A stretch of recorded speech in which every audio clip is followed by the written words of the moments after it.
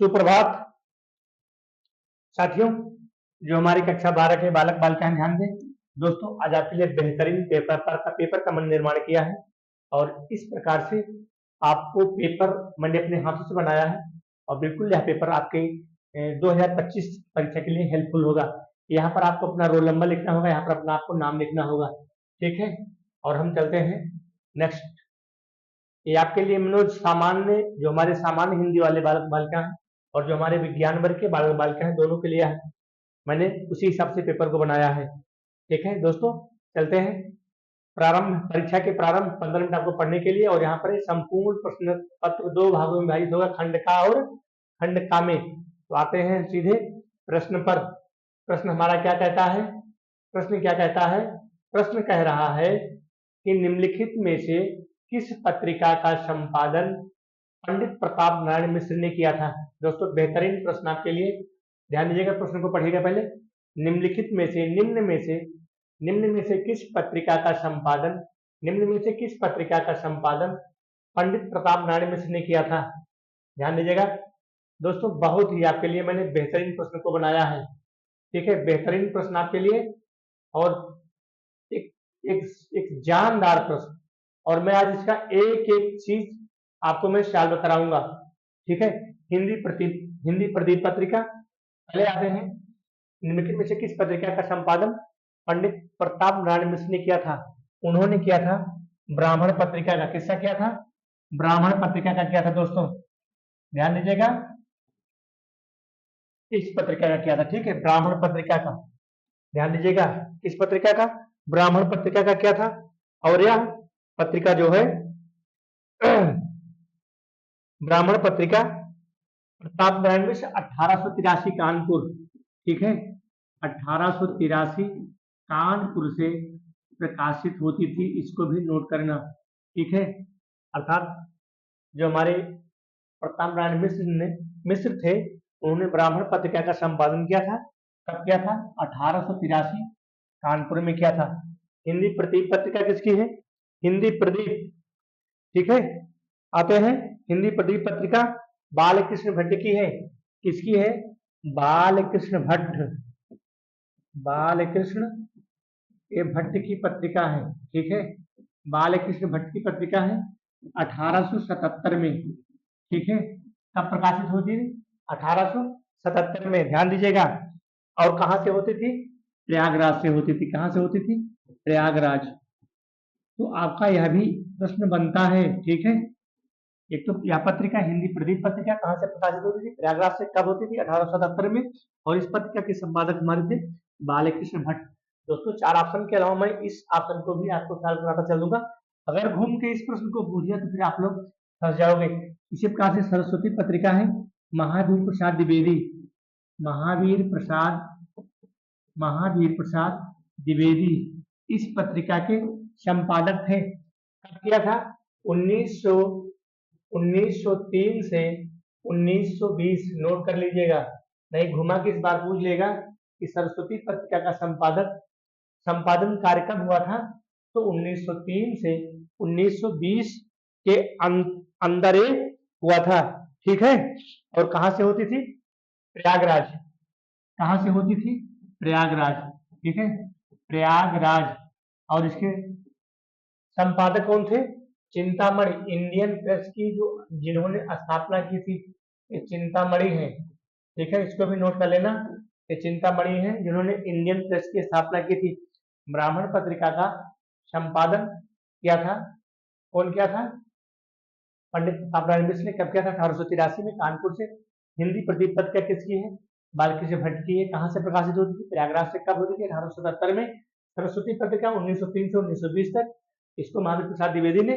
यह भी पत्रिका इलाहाबाद से प्रकाशित होती थी और इसके जो थे संपादक जिन्होंने इंडियन प्रेस के मालिक चिंतामणि।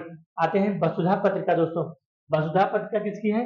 हरिशंकर परसाई की है। नोट करना, हरिशंकर परसाई, हरिशंकर परसाई। इस बार 25 में इसको पूछ लिया कि वसुधा नामक पत्रिका के संपादक कौन है, इसलिए मैं सारे विकल्पों को सॉल्व कराता चल रहा हूँ। हरिशंकर परसाई, हरिशंकर परसाई थे, ठीक है।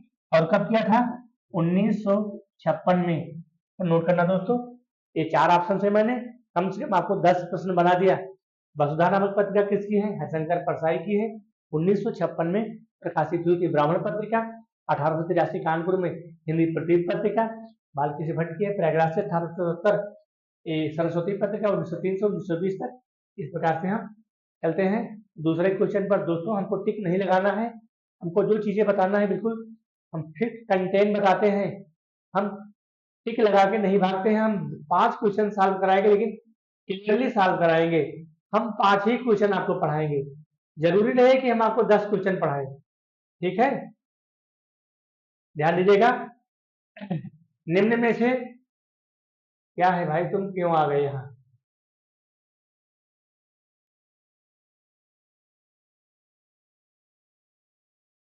निम्न में से नाटक नहीं है। बहुत अच्छा, नाटक नहीं है। अपना अपना भाग्य ये है कहानी।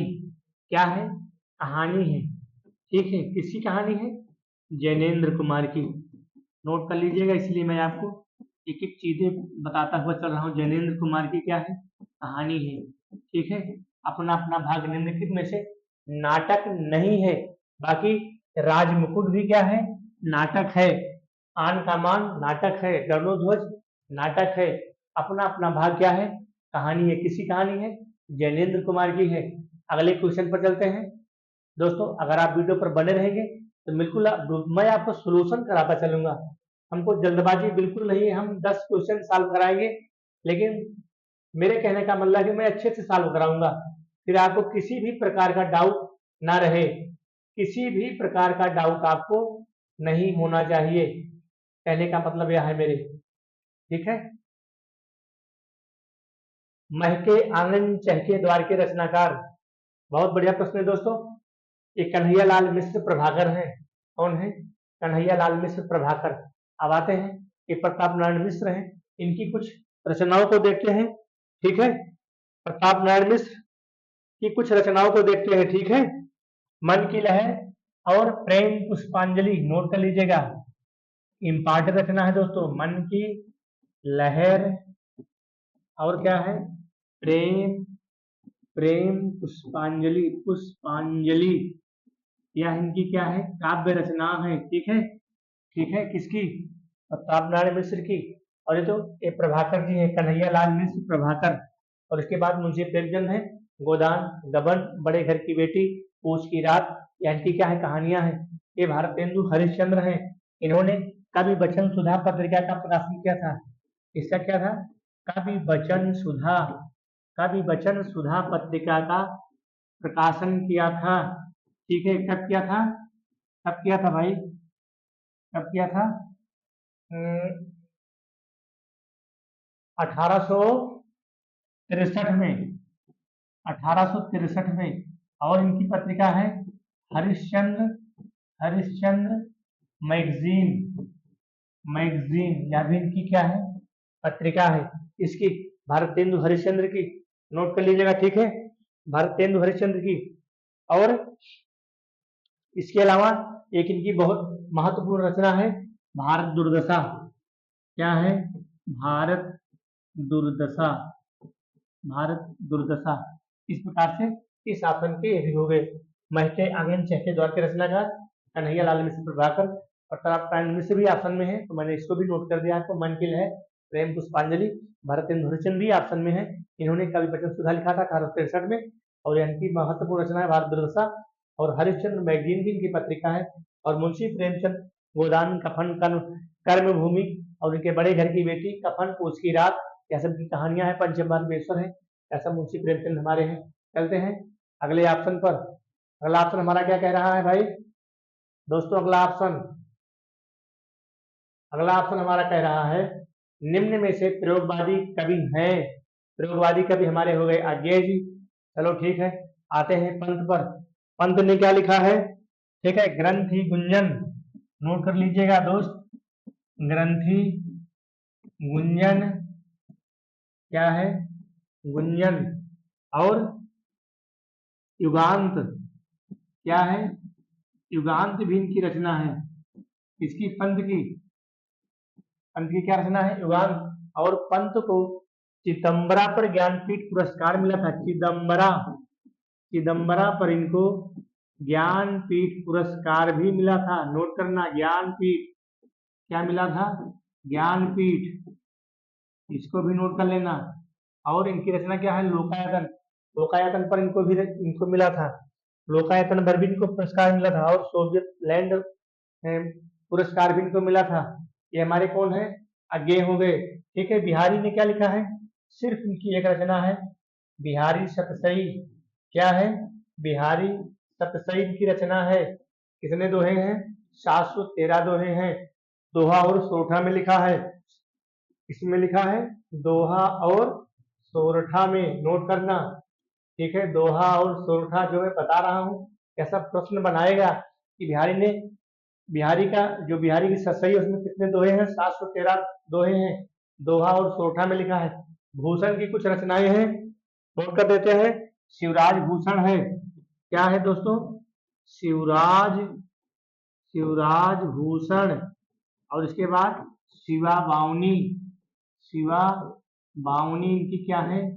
काव्य रचनाएं हैं। इसको भी नोट करना चाहिए। मैं आपको विकल्प सॉल्व कराता हुआ चल रहा हूँ, इन चीजों को आप नोट कर लीजिएगा। नेक्स्ट पर चलते हैं। नेक्स्ट पर अगला विकल्प हमारा क्या कह रहा है भाई? निम्न में से आदिकाल का एक अन्य नाम है। कौन सा नाम है भाई? निम्न में से आदिकाल का एक अन्य नाम है। कौन सा एक अन्य नाम है? सिद्ध सामंत काल। ठीक है, किसने कहा था भाई? राहुल सांकृत्यायन। राहुल सांस्कृत्यायन का कथन है। सांस्कृत्यायन, नोट कर लीजिएगा। मैं जो चीजें बता रहा हूँ, बहुत सारे यूट्यूब पर लोग पढ़ाते हैं लेकिन इस तरह से व्याख्या नहीं करते, टिक लगाए आगे भगे। ये स्वर्ण काल है। स्वर्ण काल कौन है? हिंदी साहित्य में भक्ति काल को स्वर्ण काल के नाम से माना गया। ठीक है, किसने कहा था? ग्रियर्सन ने कहा था। किसने कहा था? ग्रियर्सन। यहाँ से प्रश्न बना लेगा कि हिंदी साहित्य में किस काल को स्वर्ण काल की उपमा दी गई है? तो भक्ति काल को क्यों दी गई है? क्योंकि इसमें सूर्य तुलसी बिहारी जैसे कवियों का जन्म हुआ है, बड़े बड़े महाकाव्य लिखे गए हैं। स्वर्ण काल का नाम किसने किया था? ग्रियर्सन ने किया था। सिद्ध सामंत काल किसने कहा? राहुल सांकृत्यायन ने कहा। श्रृंगार काल, इसको मिश्र बंधुओं ने कहा था। भक्ति काल इसका नाम ही है। आते हैं अगले विकल्प पर। अगला विकल्प हमारा क्या कह रहा है? बहुत बेहतरीन जानदार प्रश्न दोस्त। बिल्कुल आप वीडियो पर अगर बने रहेंगे तो मैं एक एक चीज को आपको बता रहा हूँ। निम्नलिखित में से ज्ञानाश्रयी शाखा के कवि नहीं है। ध्यान दीजिएगा, यहाँ पर निगेटिव पूछा है। नहीं है। कौन नहीं है भाई? तो आप बताइए इसको। ज्ञानाश्रयी शाखा के कवि नहीं है। बहुत बेहतरीन प्रश्न है दोस्तों। सुंदरदास, संत कबीरदास, रविदास और नंददास। नंददास किस कवि थे? ये अष्टछाप के कवि हैं। किसके कवि हैं? अष्टछाप के कवि हैं। ठीक है, ये अष्टछाप के कवि हैं। नोट करना, ये वल्लभाचार्य के शिष्यों में माने जाते हैं। सुंदरदास की कुछ काव्य रचनाएं नोट कर लीजिए। सुंदरदास की कुछ काव्य रचनाएं, सुंदरदास की एक दो काव्य रचनाएं नोट कर लीजिए। ज्ञान समुद्र है। क्या है? ज्ञान समुद्र। ज्ञान समुद्र। और इसके बाद क्या रचनाएं हैं इनकी? सुंदर विलास। सुंदर विलास। बस दो रचनाओं को नोट करिए, इसीलिए मैं विकल्प को साल कराता चला। कबीर को जान ही रहे, वो संत कबीरदास हैं। ठीक है, साखी शबद रमैनी इनकी रचना क्या है? इनका ग्रंथ है बीजक। बीजक में इनकी रचनाएं संग्रहित है। साखी शबद रमैनी। साखी शबद रमैनी। साखी क्या है? साखी का मतलब होता है प्रत्यक्ष दृष्टा या फिर गवाह। ये रविदास है। ठीक है, रविदास ने क्या लिखा है भाई? गुरु ग्रंथ साहब लिखा है। बस इनकी एक ही गुरुवाणी है, इनकी और कोई रचनाएं नहीं है। गुरु ग्रंथ साहब, गुरु ग्रंथ साहेब। ठीक है, गुरु ग्रंथ साहिब के नाम से सिर्फ इनकी एक गुरुवाणी है। इस प्रकार से चीजों को ध्यान में देना। मैं इसीलिए विकल्प का सोल्यूशन भी आपको देता चल रहा हूँ। सुंदरदास की रचना है ज्ञान समुद्र, सुंदर विलास। निम्नलिखित में से ज्ञानाश्रयी शाखा के कवि नहीं है। कौन नहीं है? नंददास नहीं है। नंददास कौन है भैया? ये अष्टछाप के कवि हैं। कृष्ण भक्ति शाखा के अष्टछाप के कवि माने जाते हैं। तो यहाँ से इस प्रकार का प्रश्न बना लेगा। ठीक है, अगले विकल्प पर चलते हैं दोस्त। अगला विकल्प हमारा क्या कह रहा है? अगला विकल्प हमारा कह रहा है निम्नलिखित में से भक्ति काल का महाकाव्य है। निम्नलिखित में से भक्ति काल का महाकाव्य, तो महाकाव्य भक्ति काल का कौन है भाई? भक्ति काल का महाकाव्य, भक्ति काल का महाकाव्य कौन सा है?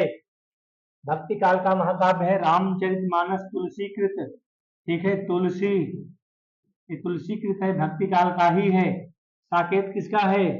साकेत किसका है? मैथिली शरण गुप्त का है, नोट कर लीजिएगा, मैथिली शरण गुप्त, मैथिली शरण गुप्त।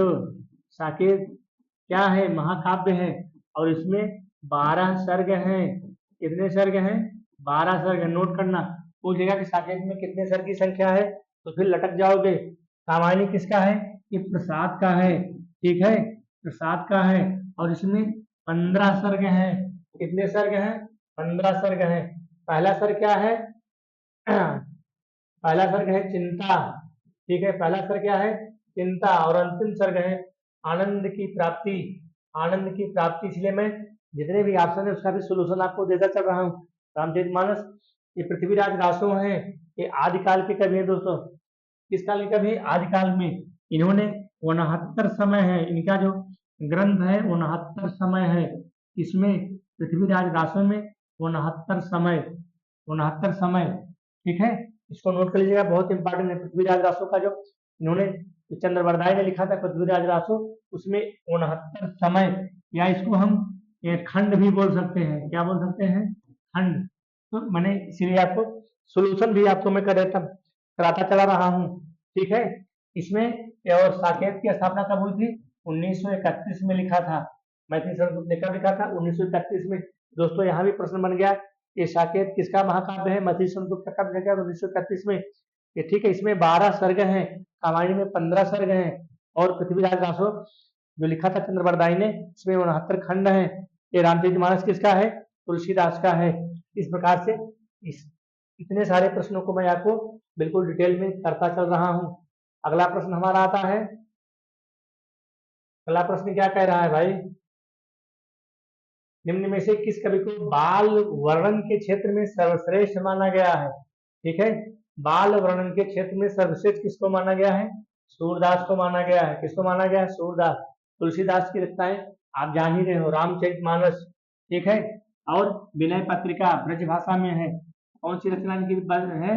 विनय पत्रिका, विनय पत्रिका, और गीतावली, दोहावली, कवितावली, यह रचनाएं क्या है? ब्रज भाषा में है। रामचरितमानस अवधी भाषा में है, ठीक है। ये नंददास की काव्य रचनाएं हैं।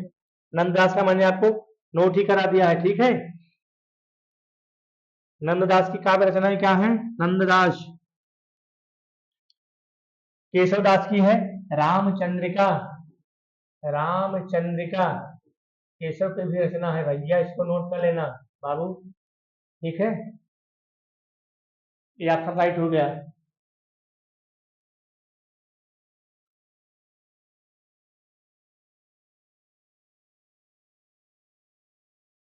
चलो अगला क्वेश्चन क्या कह रहा है? अगला क्वेश्चन कह रहा है, अगला क्वेश्चन क्या कह रहा है? हिंदी साहित्य का आदिकाल किस कवि की काव्य रचना है? हिंदी साहित्य का आदिकाल, हिंदी साहित्य का आदिकाल किसकी रचना है? हिंदी साहित्य का आदिकाल हजारी प्रसाद द्विवेदी की रचना है। हिंदी साहित्य का आदिकाल, हिंदी साहित्य की भूमिका, और हिंदी साहित्य का इतिहास, इनके 3 रचनाएं हैं। और कुटज भी है, अशोक के फूल भी है। प्रसाद के रचनाएं जान ही रहे हो, प्रसाद की रचनाएं क्या है? आंसू है, कामायनी है, चंद्रगुप्त है, सनगुप्त है, इनकी रचनाएं। डॉक्टर नगेंद्र की देख लो, ये आलोचना ग्रंथ लिखा है, ठीक है। क्या लिखा है? आलोचना ग्रंथ लिखा है। सुमित्रा नंदन पंत लिखा है इन्होंने। क्या लिखा है? सुमित्रा नंदन पंत, नोट करना, सुमित्रा नंदन पंत। ये क्या है? आलोचना ग्रंथ है। डॉक्टर नगेंद्र ने कोई काव्य रचना नहीं की है दोस्तों, सिर्फ क्या लिखा है? एक आलोचना ग्रंथ लिखा है। एक कौन है हमारे? महावीर प्रसाद द्विवेदी। कौन है? महावीर प्रसाद द्विवेदी। इन्होंने क्या लिखा है भाई? विनय विनोद। क्या लिखा है? विनय विनोद। और क्या लिखा है? गंगा लहरी, गंगा लहरी, ठीक है। यह इनकी क्या है? काव्य रचनाएं हैं। जबकि नगेंद्र ने क्या लिखा है? सिर्फ आलोचना ग्रंथ लिखा है, इन्होंने कोई काव्य रचना नहीं की है। क्या लिखा है? आलोचना ग्रंथ लिखा है, ठीक है। क्या लिखा है? आलोचना ग्रंथ लिखा है। और ऋतु तरंगिणी इनकी एक बहुत महत्वपूर्ण रचना है दोस्तों। क्या है? ऋतु ऋतु तरंगिणी, तरंगिणी नोट करना। इस बार इसी को अगर पूछ लिया कि ऋतु तरंगिणी किसकी काव्य रचना है तो फिर लटक जाओगे। इनकी 3 रचनाएं मैंने आपको नोट करा दिया, विनय विनोद, गंगा लहरी और ऋतु तरंगिणी किसकी है? महावीर प्रसाद द्विवेदी की रचना है, नगेंद्र की रचना है, सुमित्रा नंदन पंत यह आलोचना ग्रंथ है, इन्होंने कोई काव्य रचना नहीं की है। ठीक है, हजारी प्रसाद द्विवेदी की रचनाएं कुटज हो गया, अशोक के फूल हो गया, और हिंदी साहित्य का आदिकाल, हिंदी साहित्य की भूमिका और हिंदी साहित्य का इतिहास। ठीक है, और उसके बाद प्रसाद की रचनाएं आपको बता दिया, चंद्रगुप्त, स्कंदगुप्त और कामना है, एक घूंट है, और इसके बाद इन्होंने लिखा है कामायनी क्या है? महाकाव्य, उसमें 15 सर्ग हैं। इस प्रकार से मैं एक एक चीज का आपको सोल्यूशन करता चल रहा हूँ। हम टिक नहीं लगवाते हैं दोस्तों, भैया जिसकी मर्जी हो पढ़े, जिसकी मर्जी हो जाए। ठीक है, हम ऐसे ही सॉल्व कराते हैं। छायावाद ऋण कवि नहीं है, बहुत बेहतरीन प्रश्न है। मैत्री शरण गुप्त नहीं है, ये मैत्री शरण गुप्त नहीं है। ठीक है, ताकि पंत भी हैं, प्रसाद भी हैं, निराला हो गई और महादेवी वर्मा। आगे चलते हैं, अगला क्वेश्चन हमारा क्या कह रहा है दोस्तों, यहाँ पर आते हैं गद्यांश पर। गद्यांश को आपको पढ़ना है। क्या गद्यांश है? दिए गए गद्यांश पर आधारित निम्नलिखित प्रश्नों के आपको उत्तर देना है। 10 नंबर का है। मगर उदास होना भी बेकार है, अशोक आज भी उसी मौज में है जिसमें आज से 2000 वर्ष पहले था। ठीक है, कहीं भी तो कुछ नहीं बिगड़ा है, कुछ भी तो नहीं बदला है, बदली है तो मनुष्य की मनोवृत्ति, यदि बदले तो बिना वह आगे बढ़ सकती तो शायद वह भी नहीं। ठीक है, यहाँ पर और प्रश्न को देखते हैं। उपर्युक्त गद्यांश का संदर्भ लिखो। क्या है? उपर्युक्त गद्यांश का संदर्भ आपको लिखना है। ठीक है, संदर्भ कैसे लिखोगे? प्रस्तुत गद्यांश हमारी पाठ्य पुस्तक हिंदी के अशोक के फूल हजारी प्रसाद द्विवेदी के द्वारा लिखित है। रेखांकित अंश की व्याख्या कर सकते हैं। मौज का जीवन कौन जी रहा है? मौज का जीवन कौन जी रहा है भाई? मौज का जीवन, यहाँ देखो, मौज का जीवन कौन जी रहा है? अशोक जी रहा है। अशोक आज भी उसी मौज में है, तो जो अशोक है वह मौज का जीवन जी रहा है। ठीक है, अगला है समाज में किसकी मनोवृत्ति बदली हुई है? समाज में किसकी मनोवृत्ति बदली हुई है? तो समाज में मनुष्य की मनोवृत्ति, देखो यार दोस्तों, ये मनुष्य की मनोवृत्ति बदली हुई है। इस प्रकार से आपको आंसर देना है। मनोवृत्ति में किस प्रकार की संधि है? यहाँ देख लीजिए, मनोवृत्ति में किस प्रकार की संधि है? मनोवृत्ति में विसर्ग संधि है। दोस्तों बस आज हम यही तक पढ़ाएंगे, क्योंकि मैंने इतना ही बड़ा पेपर आपके लिए बनाया था, क्योंकि अगर और बड़ा पेपर बना देते हैं तो आप लोग कंफ्यूज हो जाते हैं। और मैं इसी प्रकार से सोल्यूशन भी करता हूँ। मतलब मैंने आपको 10 क्वेश्चन पढ़ाए, 10 क्वेश्चन में से ये मान चलो कि मैंने आपको 30 क्वेश्चन बताया। कितना बताया? 30 क्वेश्चन। तो नोट करना। ठीक है, जिस प्रकार से मैंने आपको बता दिया है प्यारे, इस प्रकार से आपको शायद ही इन YouTube चैनल पर कोई आपको पढ़ाए, क्योंकि मैं जितने भी ऑब्जेक्टिव प्रश्न लिया है अपने मन से लिया है दोस्तों, और इसलिए लिया था कि मैं उसकी व्याख्या आपको अच्छे से समझा सकूं। मेरे प्यारे, इसको ध्यान रखना। ठीक है, इसी प्रकार से आपको पढ़ना है और अपनी परीक्षा में अच्छे अंक को लाना है। ठीक है दोस्तों, ये मैंने आपके लिए बनाया था, अपने हाथ का बनाया हुआ पेपर। ठीक है, ये खुद का बनाया हुआ पेपर है और बेहतरीन प्रश्न है। तो आज इन प्रश्नों को आप, अगर इन प्रश्नों को आप सॉल्व कर लेते हैं तो आपको निश्चित ही पूरे, मैंने आपको 20 अंक सॉल्व कराए हैं, 20 में 20 आपको मिलेंगे। निश्चित ही 20 में 20 अंक पूरा मिलेंगे, क्योंकि मैंने जो आपको 10 क्वेश्चन पढ़ाया है दोस्तों, उन 10 क्वेश्चन से मैंने आपको 30 क्वेश्चन तैयार किया। कितना क्या है? 30 क्वेश्चन, 30 क्वेश्चन, और जो लॉन्ग है। धन्यवाद।